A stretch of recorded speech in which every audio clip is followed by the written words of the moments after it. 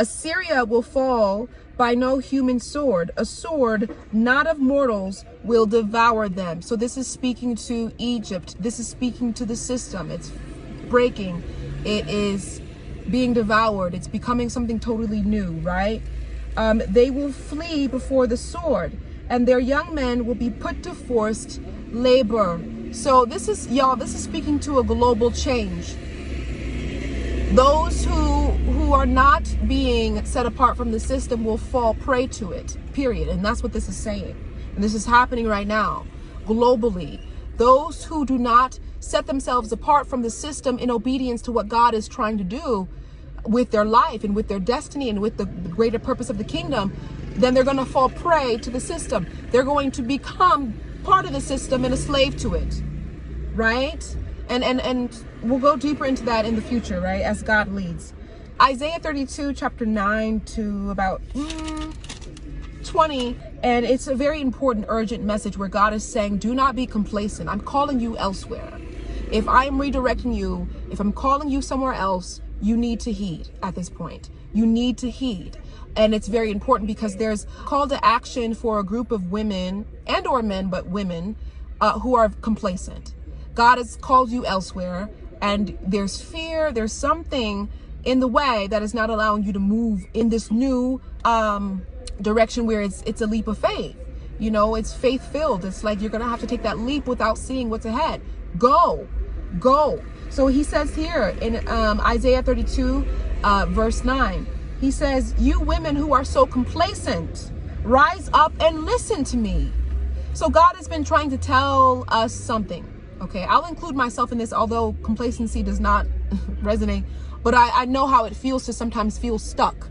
So God is saying, if you feel stuck, he's called you somewhere, but are you listening? So some of you may need to fast. Some of you may need to lean deeper into his presence, you know. He says, you daughters who feel secure, hear what I have to say.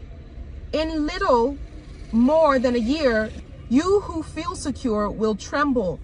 Okay, so he's saying that if you're in the same space this year, in the next year or so, you're going to tremble.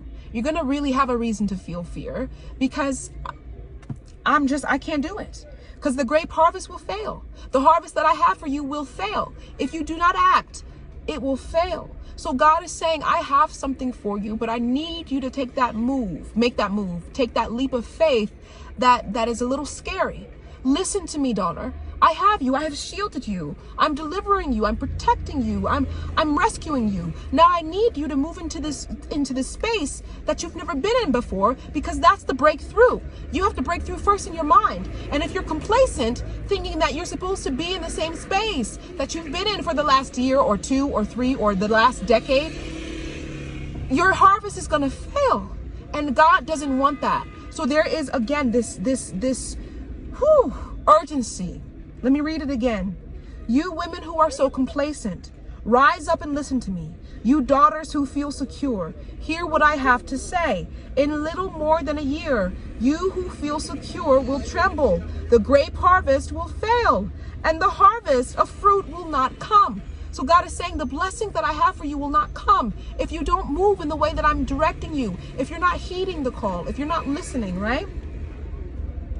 Tremble, you complacent women. Shudder, you daughters who feel secure. Strip off your fine clothes and wrap yourself in rags. So God is saying, humble yourself right now. Humble yourself to my authority. Humble yourself to my call. Humble yourself to my redirection here. Beat your breasts for the pleasant fields, for the fruitful vines, and for the land of my people, a land overgrown with thorns and briars. Yes, mourn for all houses of merriment, for this city of revelry. The fortress will be abandoned, the noisy city deserted.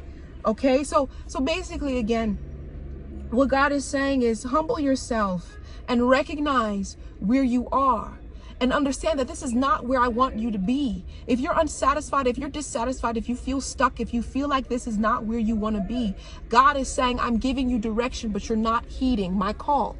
I need you to fast. I need you to truly humble yourself. Maybe fast from social media, fast from advice from friends, fast from reality TV, fast from the system, because I'm trying to do something and you aren't hearing, and it's causing you to become complacent, and you're going to witness the world around you collapse, and you're going to be part of that judgment if you do not set yourself apart in the call, because it's all unfolding for you.